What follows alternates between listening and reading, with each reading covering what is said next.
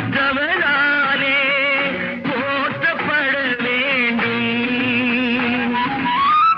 கற்றவர் சபையில் உனக்காக தனி இடமும் தர வேண்டும். உன் கண்ணில் ஒரு துளி நீர் வந்தாலும் உலகம் அழ வேண்டும்.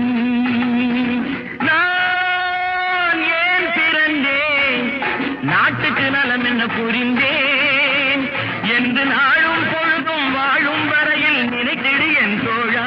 நினைத்து செயல்படு என் தோழா, உடனே செயல்படு என்